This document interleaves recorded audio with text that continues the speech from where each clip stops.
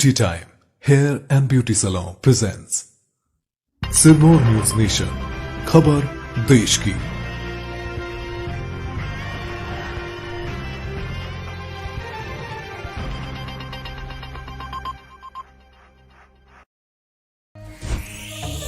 हिमाचल प्रदेश के बद्दी स्थित India education centre विश्वविद्यालय ने कोविड-19 महामारी में माता पिता खोने वाले छात्रों को निःशुल्क शिक्षा देने और उन्हें रोजगार के अवसर तलाश करने में मदद करने की घोषणा शनिवार को की है। विश्वविद्यालय ने एक बयान जारी करके कहा है कि वह मौजूदा पारिवारिक स्थिति, वित्तीय स्थिति और शैक्षिक योग्यता के आधार पर छात्रों के एक समूह को निःशुल्क अपने कैंपस में पढ़ने की अनुमति देगा। कोरोना महामारी से निपटने के लिए चलाया गया वैक्सीनेशन अभियान एक बार फिर शुरू होने जा रहा है। 14 जून से इस अभियान के तहत 18 से 44 साल आयु वर्ग के व्यक्तियों को टीका लगाया जाना है। इसके लिए शनिवार को स्लॉट खुला, लेकिन स्लॉट खुलने के बाद भी युवाओं को सेंटर नहीं मिल पाया, जिसके चलते शिमला के कई युवाओं को वैक्सीन नहीं लग पाई। वैक्सीन सेंटर की बुकिंग न होने से युवाओं के चेहरे मायूस दिखे और उन्होंने सरकार से कोरोना टेस्ट की तरह सभी स्वास्थ्य संस्थानों पर टीका लगाने की मांग की। उत्तराखंड की राजधानी देहरादून के क्लेमेंट टाउन थाना क्षेत्र में सत्ता की दबंगई देखने को मिल रही है। यहां पर बीजेपी महिला मोर्चा की प्रदेश मंत्री रेणु गोयल ने करोड़ों रुपए की प्रॉपर्टी पर कब्जा करने का आरोप लगा है। मामला प्रकाश में आने के बाद थाना क्लेमेंट टाउन पुलिस ने बीजेपी नेता के खिलाफ मुकदमा दर्ज कर रेणु गोयल को गिरफ्तार कर लिया है। 2 दिनों की देरी से 3 जून को केरल पहुंचने वाले दक्षिण पश्चिमी मानसून ने 10 दिनों के भीतर ही रविवार तक देश के 80% भौगोलिक क्षेत्र को अपनी आगोश में ले लिया है। भारतीय मौसम विभाग ने रविवार को दोपहर में कहा कि मानसून अब दिल्ली से ज्यादा दूर नहीं है और अगले 2 से 3 दिनों के दौरान मानसून के यहां पहुंचने की उम्मीद है। महाराष्ट्र में महाविकास अघाड़ी गठबंधन में सब कुछ ठीक नहीं चल रहा है।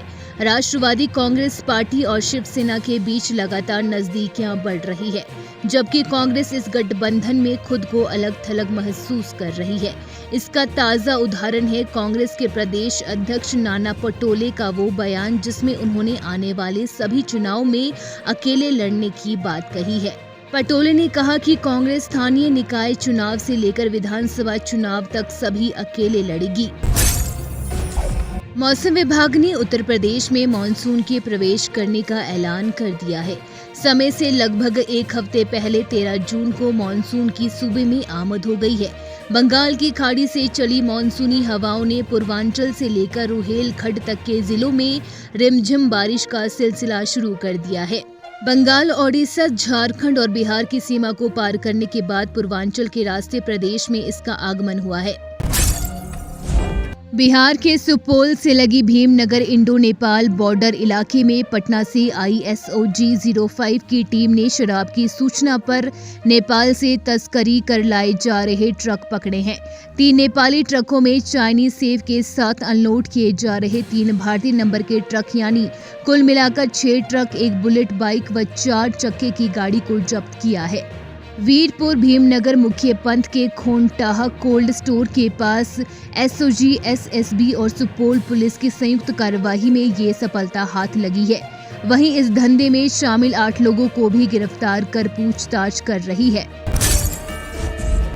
देश भर में कोरोना वैक्सीनेशन अभियान चल रहा है। हालांकि इस दौरान अब एम्स के हेल्थ केयर वर्कर्स की ओर से दिल्ली के मुख्यमंत्री अरविंद केजरीवाल को चिट्ठी भेजी गई है, जिसमें उन्होंने अपने परिजनों के लिए वैक्सीन की मांग की है। यूनियन के अध्यक्ष हरीश कुमार काजला की ओर से कहा गया कि दिल्ली सरकार की ओर से एम्स में बने वैक्सीनेशन सेंटर में अधिकांश हेल्थ केयर वर्कर्स ने वैक्सीन की दोनों डोज ले ली है। हरियाणा के यमुनानगर इलाके में यमुना नदी में डूबने से 3 किशोरों की मौत हो गई। पुलिस ने शुक्रवार को ये जानकारी दी। पुलिस के मुताबिक ये घटना बृहस्पतिवार को उत्तर प्रदेश की सीमा के नजदीक धीका तापरी इलाके की है। ग्रामीणों ने किशोरों को नदी से जब निकाला तब तक वे मर चुके थे। इस हादसे में मारे गए किशोरों की उम्र 14 से 17 वर्ष के बीच बताई जा रही है। पुलिस के मुताबिक किशोर नदी में नहाने के लिए गए थे। किशोर के पोस्टमार्टम के बाद उन्हें उनके परिजनों को सौंप दिया गया। हरिद्वार में कुंभ मेले के दौरान कोरोना टेस्ट में गड़बड़ी की बात सामने आ रही है। आईसीएमआर के निर्देश पर हरिद्वार के जिलाधिकारी ने कोरोना टेस्ट में गड़बड़ी की जांच के लिए अधिकारियों की कमेटी बना दी है। मामला हरिद्वार कुंभ मेले के दौरान कोरोना टेस्ट कर रही प्राइवेट लैब से जुड़ा हुआ है। स्वास्थ्य विभाग की प्रारंभिक जांच में सामने आया है कि एक निजी लैब ने टेस्ट की संख्या ज्यादा दिखाने के लिए फर्जी आधार कार्ड जमा करके टेस्ट किए। निजी लैब ने ज्यादा बिल भुगतान के लिए ऐसा किया। हरिद्वार के जिलाधिकारी सी रविशंकर का कहना है कि सीडीओ की अध्यक्षता में कमेटी गठित कर दी गई है। जांच में अगर गड़बड़ी पाई जाती है तो संबंधित लैब के खिलाफ कड़ी कार्यवाही की जाएगी। Beauty time hair and beauty salon, जहां आपको मिलेगी क्वालिटी की गारंटी। इस साल की शुरुआत में लेकर आए हैं आपके लिए special offers. 50% off on all hair and beauty treatments. Special offers.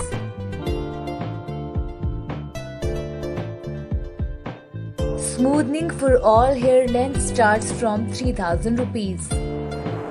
Hair spa for all length starts from 600 rupees.